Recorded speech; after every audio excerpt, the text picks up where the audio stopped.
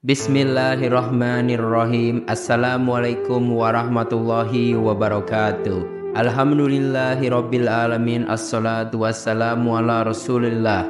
Segala puji kehadirat Allah Subhanahu wa taala, Tuhan semesta alam serta pencipta langit dan bumi. Dan juga sholawat untuk Nabi besar Muhammad sallallahu alaihi wasallam sebagai bentuk cinta dan penghormatan kita kepada beliau. Pada kesempatan kali ini kita akan melanjutkan lagi pembahasan buku Sirah Nabawiyah. Nah, sekarang kita sudah masuk ke bab yang membahas tentang kembalinya ke Madinah. Di episode sebelumnya kita sudah membahas akhir dari perang Uhud. Nah, setelah penguburan selesai dan Rasulullah SAW memanjatkan doa, beliau membawa sisa pasukannya kembali ke Madinah. Di tengah perjalanan terlihat rasa cinta dan kasih sayang para mukminah yang begitu nyata meski dalam kondisi yang penuh duka. Di perjalanan, Rasulullah ditemui oleh Hamnah binti Jahsy ketika kabar kematian saudaranya, Abdullah bin Jahsy, disampaikan kepadanya. Hamnah mengucapkan innalillahi wa inna ilaihi raji'un dan memohonkan ampun atas saudaranya. Dia juga melakukan hal yang sama ketika mendengar kematian pamannya, yaitu Hamzah bin Abdul Muthalib. Namun saat mendengar kematian suaminya, Mus'ab bin Umair, dia menjerit dengan suara keras. Rasulullah bersabda, suami itu memiliki tempat yang khusus dalam hati istrinya. Rasulullah juga melewati seorang wanita mukmin dari Bani Dinar yang suami dan ayahnya menjadi korban perang Uhud. Saat diceritakan kabar tersebut, dia berkata, "Lalu apa yang terjadi pada Rasulullah?" Orang-orang menjawab, "Beliau baik-baik saja. Beliau membawa pujian atas Allah sebagaimana yang kalian harapkan." Dia berkata, "Tunjukkan padaku di mana beliau. Aku ingin melihatnya." Ketika wanita itu melihat Rasulullah, dia berkata lagi, "Musibah apapun yang terjadi, asal tidak menimpa padamu adalah hal yang kecil."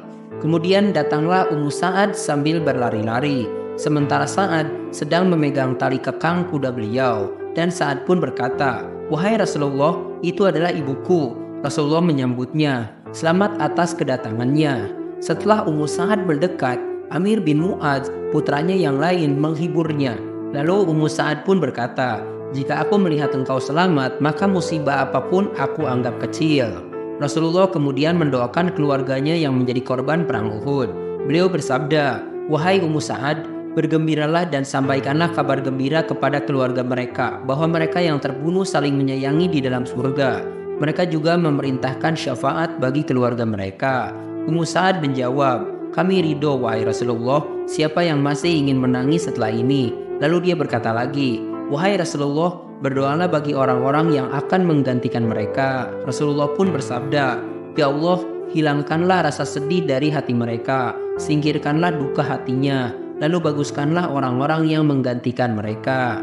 Nah, singkat cerita, pada sore hari itu, Sabtu pada tanggal 7 Syawal tahun ketiga Hijriah, Rasulullah tiba di Madinah. Setelah bertemu dengan keluarganya, beliau menyerahkan pedangnya kepada putrinya Fatimah dan berkata, "Bersihkanlah darah di pedang ini, wahai putriku. Sungguh dia telah menunjukkan kehebatannya pada perang kali ini." Ali bin Abu Thalib juga menyerahkan pedangnya kepada Fatimah sambil berkata, "Bersihkanlah juga darah dari pedang ini. Demi ayah dia telah menunjukkan kehebatannya padaku pada perang kali ini." Rasulullah kemudian berkata, "Jika engkau telah memperlihatkan kehebatanmu pada perang kali ini, maka sesungguhnya Sahal bin Hunayf dan Abu Dujanah telah menunjukkan kehebatannya bersamamu pada perang kali ini." Baik, sekarang kita di sini akan sedikit membahas korban dari dua belah pihak.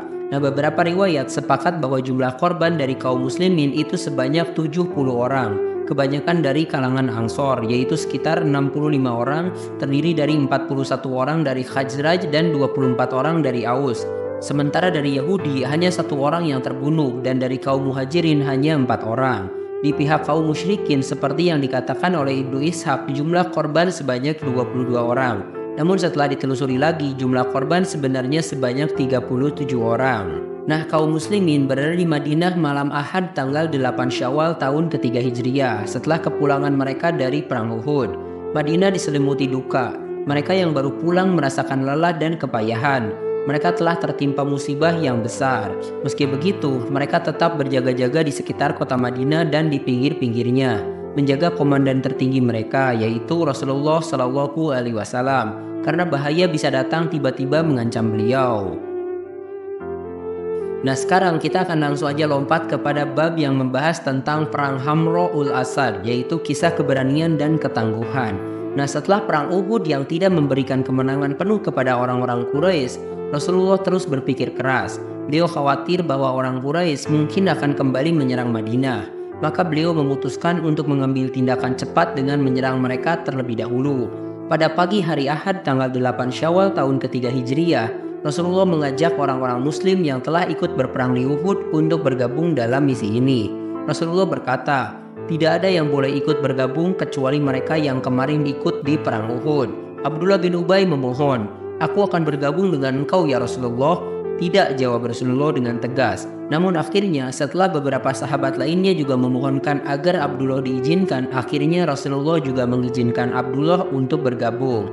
Nah, Jabir bin Abdullah yang tidak bisa ikut dalam perang Uhud karena harus menjaga saudarinya, juga memohon izin untuk ikut serta pada kali ini. Wahai Rasulullah, aku suka jika aku selalu berada di samping engkau dalam setiap peperangan. Kemarin aku tidak bisa ikut berperang bersamamu karena aku mewakili ayahku untuk mengurus saudari perempuanku, kata Jabir. Rasulullah pun mengizinkannya dan pasukan muslimin berangkat menuju Hamra'ul Asad sekitar 8 mil dari Madinah. Di sana mereka bertemu dengan Ma'bad bin Abu Ma'bad al-Khuzai yang menyatakan keislamannya dan memberikan nasihat kepada Rasulullah. Wahai Muhammad, demi Allah, kami orang-orang Quraisy merasa hebat dengan apa yang telah menimpamu dan rekan-rekanmu.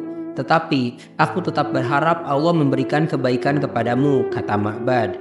Rasulullah meminta Ma'bad untuk menemui Abu Sofyan dan menyampaikan penghinaan kepadanya. Ternyata kekhawatiran Rasulullah itu benar. Orang-orang Quraisy memang berencana untuk menyerang kembali. Ketika pasukan Quraisy sampai di Ar-Rauha, mereka saling mengejek satu sama lain. Dengan berakhirnya perang Uhud, kalian belum menemukan apa-apa. Kalian sudah menguasai para pemimpin mereka, tetapi kemudian kalian meninggalkan mereka, kata salah satu dari mereka. Abu Sofyan mencoba menghentikan ide ini dengan mengatakan, wahai kaumku, ini tidak perlu kita lakukan. Karena aku takut jika orang-orang Khazraj yang kemarin tidak ikut berperang, kini bergabung sehingga mereka mempunyai kekuatan yang besar dan mengalahkan kalian. Kembalilah dengan kemenangan yang telah kalian peroleh. Namun mayoritas orang Quraisy menolak pendapatnya dan memutuskan untuk kembali menyerang Madinah. Dalam perjalanan mereka, Ma'bad bertemu Abu Sofyan yang tidak mengetahui bahwa ia telah masuk Islam. Apa yang terjadi di belakangmu wahai Ma'bad? Tanya Abu Sofyan. Ma'bad menjawab, Muhammad dan rekan-rekannya berangkat lagi dengan membawa pasukan dalam jumlah yang belum pernah aku lihat besarnya. Mereka akan menyerang kalian dengan jumlah yang sangat besar. Celakalah engkau, apa yang kau katakan? Jawab Abu Sofyan terkejut. Ma'bad menambahkan, demi Allah, menurutku lebih baik kalian kembali. Jangan sampai mereka menemukan buntut pasukan kalian. Abu Sofyan akhirnya setuju. Demi Allah, kami telah sepakat untuk menyerang mereka dan menumpas mereka sampai ke akar-akarnya. Tetapi jangan kalian lakukan, ini adalah nasihatku. Di Hamra'ul Asad, Rasulullah dan pasukannya mendengar dari Abdul Qais tentang rencana Abu Sofyan. Namun informasi ini justru menambah semangat pasukan muslimin. Mereka mengatakan, cukuplah Allah menjadi penolong kami dan Allah sebaik-baiknya pelindung. Setelah menunggu 3 hari tanpa ada tanda-tanda serangan dari pasukan Quraisy, Rasulullah memutuskan untuk kembali ke Madinah. Dalam perjalanan pulang, mereka menangkap Abu Izzah al-Jumahi, seorang tawanan dari perang Badar yang telah dibebaskan tanpa tebusan. Karena ia telah berkhianat dengan kembali bergabung dengan pasukan Quraisy di perang Uhud, Rasulullah memerintahkan agar ia dieksekusi. Kasihanilah aku, bebaskan aku demi putri-putriku. Berikanlah aku kesempatan 1 kali lagi agar aku tidak mengulangi perbuatan ini lagi, kata Abu Izzah memohon. Rasulullah menjawab, tidak ada toleransi bagimu setelah pembangkanganmu. Ingatlah, orang mukmin tidak akan terjatuh ke dalam satu lubang yang sama. Maka Rasulullah memerintahkan Az-Zubair atau Asim bin Sabit untuk memenggal kepalanya. Rasulullah juga menjatuhkan hukuman kepada Muawiyah bin Al-Mughirah, seorang mata-mata Quraisy lainnya. Muawiyah telah diberi perlindungan oleh Utsman bin Affan, namun melanggar jangka waktu yang telah ditentukan dan mencoba melarikan diri. Ia akhirnya dibunuh oleh Zaid bin Harithsyah dan Ammar bin Yasir. Perang Hamra'ul Asad ini menunjukkan keberanian dan ketangguhan pasukan muslimin. Meskipun Quraisy tidak mendapatkan kemenangan penuh di perang Uhud, mereka tidak berani melanjutkan serangan mereka dan memilih untuk mundur. Allah Subhanahu wa taala berfirman, Janganlah kalian berhati lemah dalam mengejar musuh kalian. Jika kalian menderita kesakitan, maka sesungguhnya mereka pun menderita kesakitan pula, sebagaimana kalian merasakannya. Sedangkan kalian mengharapkan dari Allah apa yang tidak mereka harapkan. Al-Quran Surah An-Nisa ayat ke-104. Terima kasih telah menyimak. Silahkan kirim dukungan kalian dengan klik tombol like, subscribe channel ini, dan bagikan juga ke teman-teman kalian. Semoga dengan membagikan itu kalian bisa mendapatkan pahala jariah dari video ini. Mohon maaf bila ada kesalahan. Wabillahi taufik wal hidayah. Wassalamualaikum warahmatullahi wabarakatuh.